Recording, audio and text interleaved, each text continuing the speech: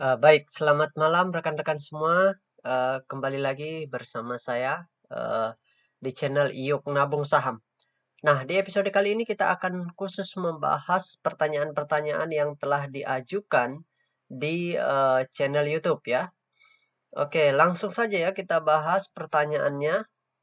Nah, pertanyaan yang pertama itu diajukan oleh Arpan Lim. Tolong bahas saham HMSP ya. Oke, ini kok agak gelap ya. Oke, tak apa-apa lah. Nah, oke, kita bahas HMSP yang pertama kali. Kita langsung saja buka datanya. Ini kita tutup dulu. Nah, kita lihat dulu grafiknya. HMSP, kemudian kita enter. Nah, kalau kita lihat di sini, perusahaan ini mengalami penurunan ya. Dari harga 1.200 ke harga 800-an. Nah, sekarang kita ingin lihat apa yang dilakukan oleh investor besarnya selama pasca sideways ini dan berapa kepemilikan mereka, berapa juga kepemilikan investor semi retailnya seperti itu. Itu yang pengen kita pelajari seperti itu. Yang akan kita analisa. Oke, langsung saja pertama kita lihat data broker summary-nya dulu untuk mengetahui aksi mereka. Kita buka data broker summary-nya ya. Nah, di sini kita ganti dulu kode sahamnya HMSP. Kemudian kita langsung ambil seminggu ya. Tanggal 24, sekarang tanggal 1. Oke. Kita ambil seminggu terakhir ya. Seperti itu. Oh, ini salah. Tunggu ya. Oke. Kita show. Nah, kalau kita lihat dari data broker summary-nya, kita lihat di sini ada akumulasi ya. Ada akumulasi yang kecil ya, small akumulasi seperti itu. Kita berharap ini ada retail juga yang masuk di sini ya. Ada OD, CC, itu retail, XL, KK, seperti itu. Ya kita berharap investor semi retailnya atau investor besarnya jumlah kepemilikannya besar. Oke, kita lihat data peta kepemilikannya langsung ya. HMSP, nah ini kita sudah masuk ke data peta kepemilikan untuk perusahaan HMSP, HM Sampurna. Itu perusahaan ini, itu menarik ya. Saham Scriptless-nya baru 7%. Sedikit sekali. Jadi yang dilepas ke publik itu baru 7%. Sisanya itu masih dalam bentuk warkat yang dimiliki oleh fund manager besar tentunya. Nah, dari 7% yang beredar di publik, ini kepemilikan semi retailnya jumlahnya 38,1% di bulan September. Sebelumnya di bulan Agustus kepemilikan mereka itu 40,4%. Berarti selama sebulan terakhir mereka keluar seperti itu. Nah, kepemilikan retail di sini besar ya. Kepemilikan investor besarnya 0%. Ya kita tahu investor besarnya tidak ada ya. Kebanyakan yang menggunakan akun-akun yang di bawah kepemilikan 5%. Nah, investor retail menarik di sini menambah. Ya, kelihatan tadi di broker summary retail masuk juga ya. Kepemilikannya di bulan Agustus itu 59,6, kemudian di bulan September 61,9. Jadi retailnya masuk, yes, retail masuk. Kita ketahui tadi ya, kita bisa lihat di data broker summary-nya tadi. Mana ya? Nah, ini. Retail-retailnya menggunakan CC, OD itu masuk KK, kemudian dan XL, PD itu. Jadi retail-retail masuk. Nah, semi retail keluar. Di sini ada juga retail yang keluar sedikit ya. Intinya masih akumulasi tapi kecil. Ya, dalam periode seminggu terakhir ya. Seperti itu. Nah, kalau dilihat di sini, ini perusahaan sudah tidak layak untuk investasi jangka panjang karena kepemilikan retail sudah besar sekali. Ya, sudah besar, makanya jangan heran kalau harga sahamnya turun gitu. Kalau kita lihat dalam jangka panjang pun dia sudah turun banyak sekali, sudah turun dalam beberapa tahun terakhir seperti itu. Oke, itu saja ya. Kita langsung masuk ke pertanyaan yang berikutnya ya, supaya kebagian semua karena di sini ada banyak pertanyaannya. Kita ke ujung dulu. Oke, di sini ada banyak pertanyaan. Nah, ini pertanyaan yang kedua. Pertanyaan yang kedua dari Pak Lukman Lir, ya, dari Pak Lukman Lir. Pak, kenapa nggak pernah pakai itu aplikasi detektornya? Bukankah ada kurva bandar follow-nya yang memudahkan untuk melihat sejak kapan bandar melakukan akumulasi dan beberapa average bandarnya daripada narik-narik manual broksumnya? Karena kadang suka bias kalau narik manual. Yes, betul. Kalau kita narik manual itu butuh ketelitian yang sangat dalam ya. Seperti itu. Nah, sebenarnya Pak Guru sudah pakai ini Detektor tools-nya, tetapi di sini ya, bagi yang jeli di sini sheet-nya 49 artinya 47 artinya di atas itu ada banyak fitur-fitur yang lain ya. Ini tools dari Detektor yang Pak Guru tidak publikasi ya. Sekali lagi Pak Guru tidak publikasi karena yaitu kesepakatan dari para alumni seperti itu. Kalau Pak Lukman ini alumni, harusnya beliau ngerti bahwa tidak semua ilmu yang sifatnya rahasia itu dipublikasikan ke publik begitu. Jadi ada ya sama seperti kalau kita berguru kepada seseorang, tentu tidak semua ilmu yang bersifat daging itu akan dipublikasikan seperti itu. Jadi intinya ya memang benar Pak Guru menggunakan detektornya. Sebenarnya di sini salah juga nggak pernah pakai itu, sementara Pak Guru tiap hari pakai ya.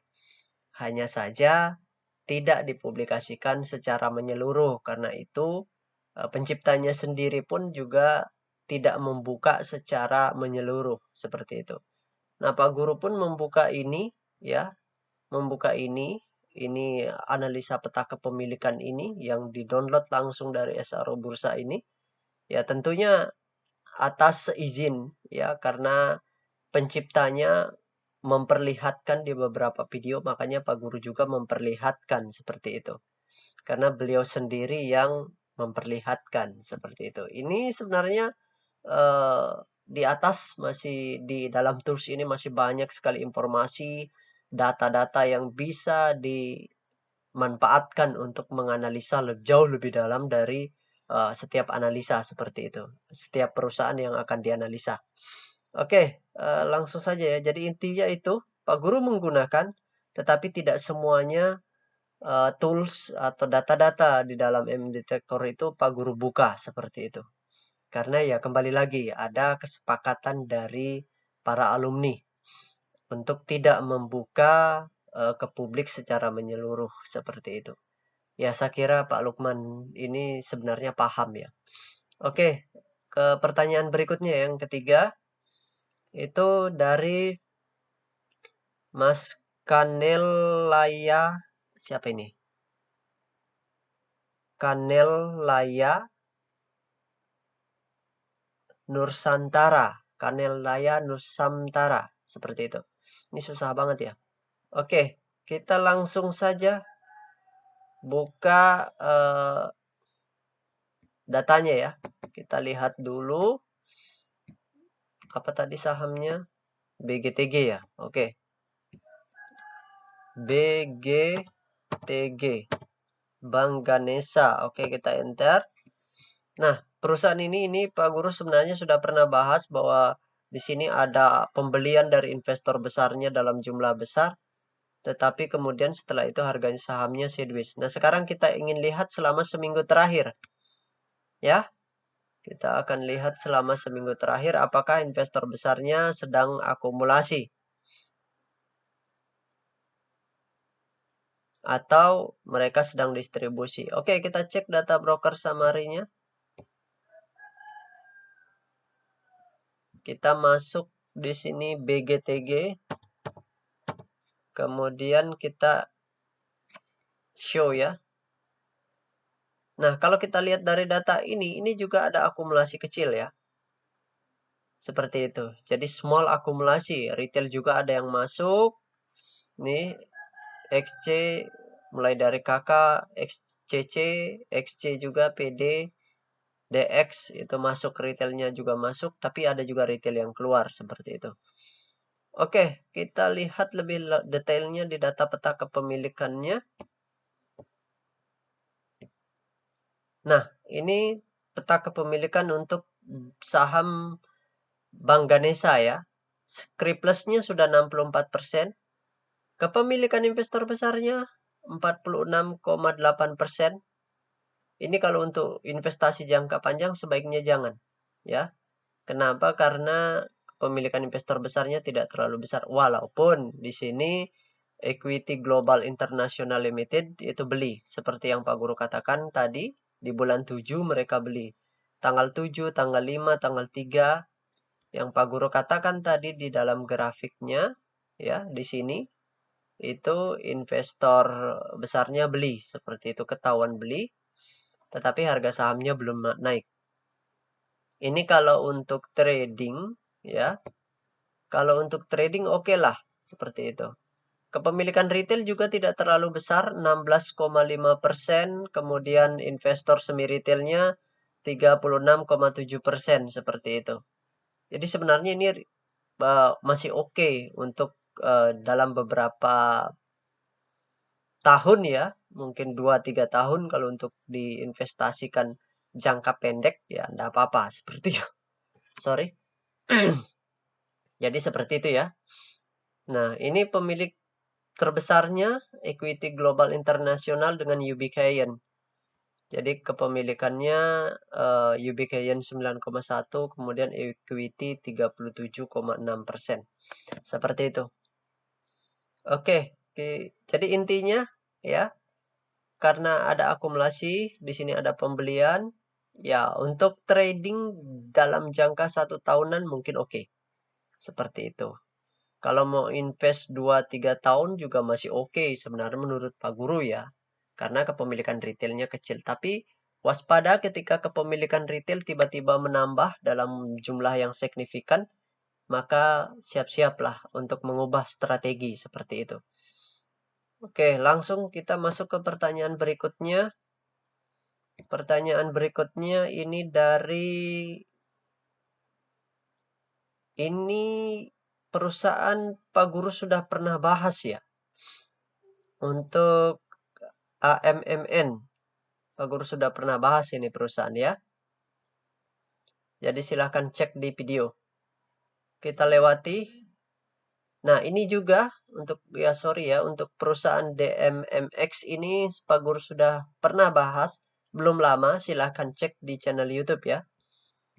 Kita lewati supaya yang lain kebagian. Kemudian yang berikutnya. Nah, ini dari Karaoke Anime. Aduh.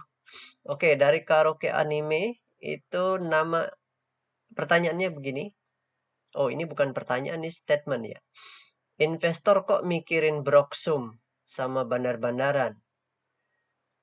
Kalau murah, prospeknya bagus, ya tinggal beli.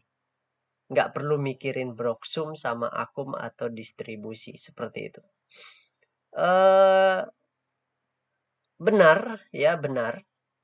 Kalau transaksi Anda besar. Kalau misalkan ini Karaoke Anime ini ya. Kalau misalkan Karaoke Anime ini transaksi di bursa saham, ya di pasar saham, itu nominal transaksinya ratusan miliar, bahkan triliunan. Harus memang melihat fundamental seperti itu. Kalau transaksinya dalam jumlah besar. Tapi kalau transaksi Anda cuma di bawah 1 M, ya ngapain seperti itu.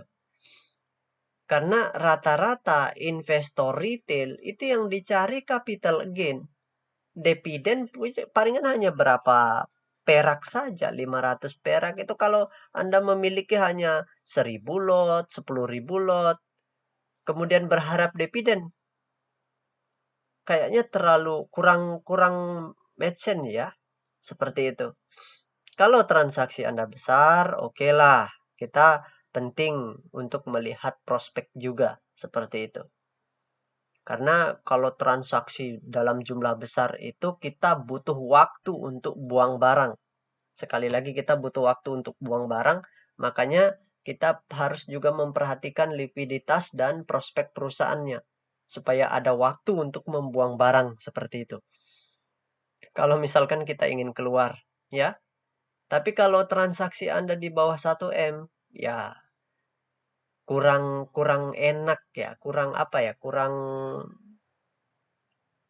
etis lah kalau kita lihat laporan keuangan, baca PBP gitu. Karena ujung-ujungnya juga yang kita harapkan sebenarnya adalah capital gain. Seperti yang kita tahu, kalau karaoke anime ini tahu cara membaca tahu cara kerja atau mekanisme pergerakan harga saham, harusnya nggak berpikir seperti ini ya. Karena terlepas apapun laporan keuangannya seperti apapun, itu kalau diborong kanan, entry 1 kali, habiskan barang, ya arah. Seperti itu. Harusnya kalau ngerti bagaimana kerja bursa saham itu, harusnya nggak seperti ini cara berpikirnya. Seperti itu. Ya, nggak perlulah kita perhatikan PBP karena harga saham itu hanya dipengaruhi oleh buyer dan seller. Tidak dipengaruhi oleh laporan keuangannya. Terlepas dari apapun yang terjadi di laporan keuangannya, mau laporannya keuangannya positif atau minus, tetap harga saham itu diatur oleh buyer dan seller. Seperti itu. Jadi ya memang berpengaruh, yes. Laba yang besar itu hanya berpengaruh pada dividen. Jadi kita akan mendapatkan dividen yang besar kalau memang perusahaan itu membagikan dividen kalau keuntungannya besar. Tapi kita tidak akan dapat apa-apa kalau perusahaan itu tidak bagi dividen walaupun labanya ya besar. Seperti itu. Untuk apa? Seperti itu. Karena kita sebagai pemilik kalau misalkan manajemen memutuskan tidak membagikan dividen ya kita dapat apa? Yang kita harapkan ya capital gain. Seperti yang kita tahu capital gain tidak digerakkan oleh laporan keuangan. Memang laporan keuangan yang positif itu bisa memicu banyak investor melirik, kemudian membeli. Taruhlah kalau misalkan kita lihat kita lihat satu emiten misalkan diminati oleh 1.000 orang nih karena laporan keuangannya positif, value investor masuk, total dana yang akan masuk inflow-nya itu katakanlah 100 M. Tapi kalau bandarnya memutuskan untuk menyerap 100 M kemudian mengguyur, selesai turun juga. Seperti itu. Nggak mention, nggak realistis kalau kita melihat laporan keuangan. Kalau kita ingin untung dengan memanfaatkan capital gain seperti itu. Karena kalau orang yang lihat laporan keuangan itu investasinya kayak Lo Keng Hong misalkan 10 tahun, 80 tahun, 80 tahun. 10 tahun, 8 tahun, pokoknya di atas 5 tahun lah seperti itu. Kalau hanya 1 bulan, 1 tahun, 2 tahun ya ngapain seperti itu. Oke, ini kepanjangan ya. Kita lanjut pertanyaan yang berikutnya. Nah, ini pertanyaannya, oke, bukan pertanyaan ya. Oke, pertanyaan. Saya punya saham Atik sudah beberapa tahun di market. Market value-nya lebih kecil daripada stock value-nya. Worth it nggak untuk di hold? Atik ya. Sebenarnya gini, untuk Mbak Zahra ya. Oke, sebenarnya gini. Konsepnya terlepas dari apapun yang terjadi pada laporan keuangannya atau keadaan fundamental perusahaan, kita akan hold atau tidak itu bergantung dari jumlah dana yang Anda masukkan. Sekali lagi. Kalau Anda transaksi ratusan miliar, penting untuk melihat laporan keuangannya, value-nya seperti apa. Penting untuk melihat itu. Tapi kalau Anda transaksi di atas 10 juta atau di atas 100 juta, ngapain lihat market value-nya? Seperti itu. Ya. Yang perlu Anda lihat itu adalah kepemilikan investor besarnya. Apa yang dilakukan oleh investor besarnya? Kalau mereka punya barang yang banyak, ya, katakanlah 80% seperti itu, dari jumlah saham yang beredar. Artinya mereka menguasai supply. Nah, kalaupun harganya turun, ya nggak apa-apa. Karena Anda tahu bahwa ada investor besar yang memiliki dalam jumlah besar di perusahaan yang Anda miliki. Artinya, mereka pun sama seperti kita. Mereka tidak ingin uang mereka itu hangus karena delisting misalkan. Atau mereka tidak ingin uang mereka akan tetap atau terus menyusut. Karena ujung-ujungnya mereka akan berupaya bagaimana caranya sahamnya bisa naik. Tapi pertanyaannya kapan itu akan terjadi? Itu terserah mereka. Kadang juga mereka membiarkan misalkan, oh saya punya misalkan 80% di situ. Di satu ini misalkan di perusahaan Atik ini saya punya 80%. Katakanlah Pak Guru investor besarnya. Pak Guru punya 80% dan sekarang sudah turun dari rata-rata beli sudah minus. Misalkan minus 50% ya nggak apa-apalah, tidurin aja dulu. Ya, nanti retail-retail sudah keluar, pungut balik habis itu markup. Nah, karena ujung-ujungnya kita yang menentukan. Seperti itu. Ya ngapain takut? Seperti itu. Jadi Pak Guru pemilik 80% ya nggak takut. Kenapa? Karena kalau mau membuat untung gampang, tinggal borong kanan, harganya naik. Habis itu tunggu-tunggu retail. Masuk kita guyur. Selesai. Seperti itu. Worth it nggak untuk di hold? Worth it selama kepemilikannya investor besarnya banyak seperti itu. Atau investor semi retailnya banyak. Seperti itu. Jadi ya kalau Anda transaksi di bawah 1M nggak usah terlalu khawatir lah. Seperti itu terserah Anda saja ya. Tapi ini masukan dari Pak Guru.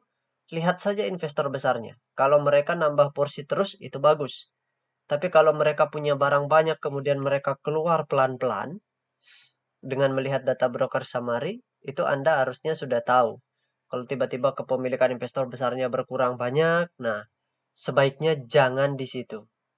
Ya mungkin nggak worth it lagi untuk di hold karena mereka sudah keluar. Artinya mereka itu punya informasi yang jauh lebih cepat dibandingkan kita investor retail. Seperti itu ya. Oke, semoga membantu. Kita masuk ke pertanyaan berikutnya. Ini dari Semangka. Semangka 4. Oke, bahas MSKY lagi Pak Guru. Oke. MSKY ya. Kita lihat datanya dulu. MSKY MNC Sky Vision. Ini perusahaannya Pak Haritano ya. Oke. Nah, kalau kita lihat di sini ini distribusi, masif distribusi. Ya. Ini masif distribusi. Coba kita lihat grafiknya. MSKY Konenter. Oh, ini yang turun ngeri ya. Naik, habis itu turunnya ngeri. Oke, selama seminggu terakhir itu turunnya mengerikan. Ini seharusnya diwaspadai seperti itu. Kalau untuk trading ya. Oke, kita lihat broker summary-nya. Ini MSKY ya. Oke. Nah, kalau kita lihat pun di sini ya, sebenarnya tidak perlu khawatir karena kita ketahui oke. Ini betulan MSKY.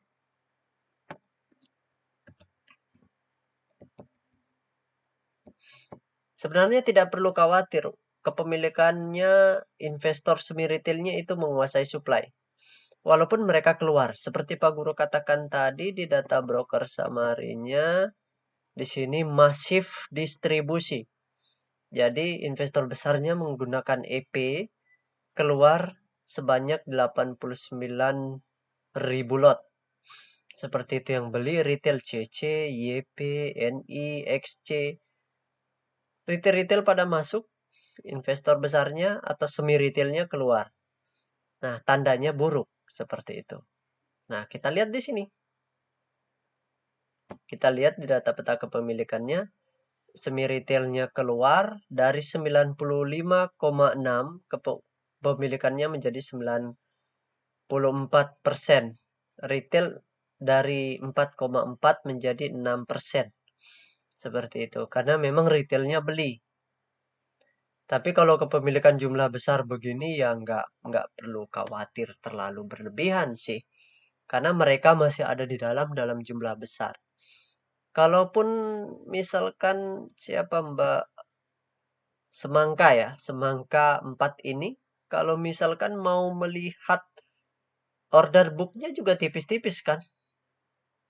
Artinya mereka menguasai supply betul. Ya kita bisa lihat di sini. Mereka menguasai supply, jadi nggak perlu khawatir sih sebenarnya, kita sabar aja, tunggu aja. Tunggu momentumnya, mereka pasti akan markup lagi, seperti itu. Ya, jadi nggak perlu khawatir terlalu berlebihan. Tapi kalau Anda untuk trading ya sebaiknya kalau sudah distribusi seperti ini ya, mau pilih keluar atau hold ya itu terserah Anda. Yang jelas Pak Guru menyatakan bahwa distribusi dalam jumlah besar seperti ini pertanda yang tidak baik untuk jangka pendek. Seperti itu, sekali lagi tidak baik untuk jangka pendek. Seperti itu ya. Oke, kita lanjut ke pertanyaan berikutnya. Pertanyaan berikutnya, ini semangka juga. Saham Mira ya. Mira. Oke, kita lihat dulu. Coba kita lihat grafiknya. Mira. Dan kita enter. Waduh. Ini dari 50 terjun bebas sekarang sudah ke harga Rp9. Oke, kita hanya berharap kalau sudah perusahaan seperti ini, kita berharap investor besarnya masih ada atau investor semi retailnya lah. Oke, langsung saja kita lihat data broker summary-nya tentunya kalau seperti ini. Kita cek data broker summary-nya. Mira. Dan kita show. Nah, di sini pun kita lihat YB masuk 500. YB ini pengendalinya ya, investor besarnya. Oke, intinya ada akumulasi tapi kecil. Seperti itu. Kita cek kepemilikan investor besarnya. Nah, ini kepemilikan Mira. Jadi dari 100% yang sudah beredar di publik, investor besarnya masih ada, masih oke. Untuk trading masih oke. Kepemilikan mereka 45,6%. Sedangkan kepemilikan semi retailnya 18,5. Di bulan Agustus itu 18,7, sekarang 18,5, artinya mereka keluar. Nah, retail yang masuk dari 35,7 sekarang menjadi 35,9. Ini investor besarnya semi retailnya ya. Semi retailnya pernah membeli di bulan 6 kemarin di tanggal 27. Yohana Christina ini membeli ya. Ini pemilik terbesarnya di atas 5%. Intinya masih adalah investor besarnya di sini. Jadi kalau masih hold, masih layak untuk di hold dalam jangka beberapa tahun, mungkin ya 2-3 tahunan masih oke, selama kepemilikan retail tidak bertambah signifikan. Yang penting intinya jangan sampai investor besarnya keluar atau investor semi retailnya sampai habis seperti itu. Itu kurang bagus ya, seperti itu. Jadi berikutnya perhatikan saja kepemilikan investor besarnya, kalau masih ada hold aja seperti itu. Kalau misalkan nyangkutnya sudah dalam banget. Oke, kita lanjut ke pertanyaan berikutnya. Pertanyaan berikutnya dari Anisari ya. Dari Anisari ini Omet. Omet ya. Kapan dibahas lagi? Oke, kita bahas sekarang Omet ya. Omet ini kita lihat dulu grafiknya lah. Omet. Kemudian kita enter. Aduh, salah ya. Oke. Omet. Oh, ternyata sebulan terakhir ini ada pergerakan. Kita cek data broker summary-nya, apa aksi mereka. Oke, kita masuk Omet. Kita enter. Di sini ada akumulasi XA yang intinya akumulasi dan akumulasinya termasuk big akumulasi ya. Akumulasinya big akumulasi. Kita cek data peta kepemilikannya. Di sini oke. Omet ini 15% sahamnya telah dicetak dalam bentuk scriptless. Nah, ini yang keren ya. Kepemilikan investor semi retailnya besar, 80,1%. Yang di bulan Agustus itu kepemilikannya 78,3, sekarang 80,1. Artinya mereka mengumpulkan dari retail. Retailnya sudah keluar dari Agustus 21,7, sekarang menjadi 19,9. Oke, walaupun tidak ada investor besarnya, yang penting investor semi retailnya ada. Karena investor besar mungkin nimbrung di sini ya. Seperti itu. Ada di investor semi retailnya dengan menggunakan akun-akun nomine atau akun-akun proxy seperti itu. Ya, ini sebenarnya oke ya, oke. Ini perusahaan yang oke. Karena retailnya juga pada keluar. Kita bisa lihat di sini tadi ya. Nah, ini retailnya ada CC, kemudian NI, itu sudah keluar. Is okay, tidak terlalu mengkhawatirkan seperti itu. Oke, kita masuk ke pertanyaan yang berikutnya. Nah, ini pertanyaan berikutnya dari Joe, @Joe. Pak, bagaimana saham bank? Saya rasanya nyangkut. Oke, dia nyangkut. Saya beli di harga 2.580 sampai sekarang saya hold karena sayang untuk dekat loss. Apakah kedepannya masih bisa naik lagi? Kalau ada investor besarnya pasti naik. Ya, kalau ada investor besarnya pasti naik. Kenapa? Karena mereka punya kepentingan. Tapi kalau tidak ada investor besarnya, jangan berharap naik. Siapa juga yang mau borong, kecuali Anda sendiri. Kalau Anda mau borong, silahkan langsung begitu pagi-pagi, tekan di harga arah, habis itu borong semua, ada berapa antrian, borong, langsung arah. Sederhana kok, seperti itu. Yang penting Anda punya uang untuk memborong. Nah, itu pertanyaannya. Ya, karena kebiasaan retail itu kan terbatas dananya, jadi tidak bisa menggerakkan harga. Sebenarnya yang untung paling besar itu retail dibandingkan investor besar. Karena investor besar itu beli di atas, kemudian ganjel. Kalau dihajar retail harus nganjel lagi. Harus terpaksa beli di harga tinggi, seperti itu. Oke, kita cek ya. Kita coba cek dulu saham bank. Kita coba cek saham bank ya. Bank, kemudian kita enter. Oke, kalau di sini kita lihat sih ini netral ya. Ada sih berapa sedikit akumulasi, ini retail juga ada yang masuk. Pergerakannya nggak terlalu signifikan sih. Coba kita lihat dulu grafiknya bank. Oke, di sini pun penurunan ya. Harganya turun. Di turun ini investor besarnya nggak terlalu aktif bergerak sih seperti itu. Penasaran Pak Guru dengan kepemilikan mereka. Oke, kita cek ya. Berapa kepemilikan investor besarnya? Nah, ini perusahaan bank sudah 49% dalam bentuk scriptless. Oh, ini sih bagus. Kepemilikan retailnya kecil. Ya, retail di Agustus itu 4,9. Sekarang menjadi 5 karena ada beli sedikit. Oke. Investor besarnya 26,4% di bulan Agustus. Sekarang menjadi 25,5%. Berarti sell. Oke.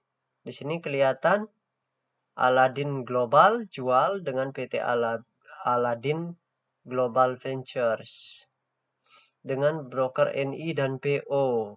Keluarnya di bulan 6 dan di bulan 8. Oke.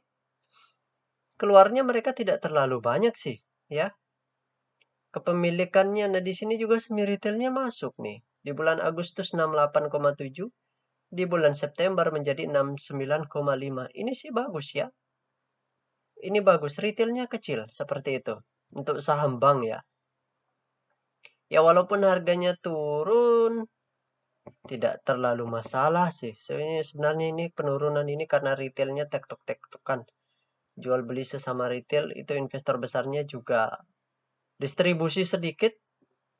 Ya, distribusinya juga ke sesama teman mereka aja. Ini AK, kemudian XA. Ya, jadi perpindahan barang tidak ke retail ya. Walaupun di sini retail ada beli, ini 700 lot, ini sedikit sekali ya. NI juga 1300, kecil lah. Masih oke untuk perusahaan bank ini, perusahaan bank Aladin Syariah masih oke. Ya, untuk perusahaan bank masih oke. Seperti itu. Prospeknya masih bagus dari data ini ya. Ya walaupun perusahaannya tidak untung ya nggak apa-apa. Selama mereka masih ada di dalam seperti ini. Ya. Selama mereka masih ada di dalam. Nggak masalah sih seperti itu. Ini juga orang-orang dari PT Aladin Global Ventures ini masih ada di dalam sini. It's okay lah. Nggak terlalu bermasalah ya. Seperti itu. Oke, kita cukupkan dulu ya. Nanti berikutnya sambung lagi. Jadi masih ada pertanyaan ini ya. Masih berapa pertanyaan ini? 1. Coba kita jawab yang tidak menganalisa ya. Nah, ini statement-statement seperti ini aja kita jawab ya. Untuk analisa data nanti kita persingkat supaya cepat ya. Pernah bahas saham LQ50, Liquid 50? Pernah ya. Pak Guru pernah membahas itu kayu juga saham tidur di 50. Kemudian sekarang sudah naik ke 300-an. Soalnya ada beberapa saham 50 yang masih berjalan dan mencetak laba. Ya meskipun nggak lihat detail neraca. Sebenarnya nggak perlu melihat laporan keuangan atau neracanya. Yang penting siapa di dalam dan mereka ngapain. Artinya investor besarnya memiliki berapa banyak dan ketika mereka sudah mulai mengumpulkan, sudah mulai tanda-tanda ada pergerakan, nah itu kita bisa ikut walaupun saham 50 ya, seperti itu. Oke. Mungkin yang lain kita bahas nanti ya. Oke, di sini masih banyak ya. Ini mungkin sedikit ya kita bahas. Oke, nanti aja. Oke, see you next time. Nanti kita bahas lagi berikutnya.